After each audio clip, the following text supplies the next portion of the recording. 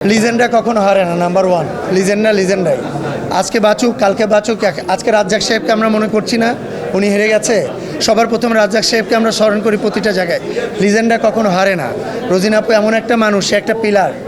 উনি যেখানে থাকবে ওটাই পিলার হবে। আর রোজিনা আপু না দাঁড়ালে এবার ইলেকশনে আমিও দাঁড়াতাম না।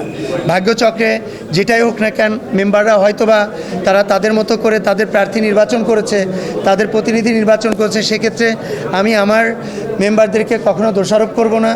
আমি এখন জেনারেল সেক্রেটারি হিসাবে আমি আমার সমস্ত আমার ক্যান্ডিডেট যারা ছিলেন এবং যারা পাশ করে না, অন্য ক্যান্ডিডেট, অন্য প্রার্থী বা অন্য দলের হয়ে যারা কাজ করতে এসেছেন, সবাইয়ের স্বপ্ন ছিল শিল্পীদের জন্য কাজ করবে।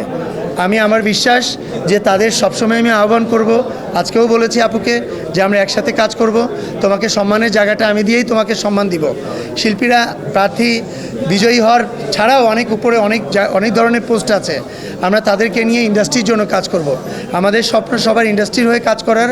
আমার বিশ্বাস তারা সবাই আমাকে স্বাগত জানাবে এবং আমার হাতে হাত রেখে ইনশাআল্লাহ সামনে চলচ্চিত্রকে এগিয়ে নিয়ে যাওয়ার জন্য সর্বাত্মক এবং খুব গুরুত্বপূর্ণ ভূমিকা রাখবে।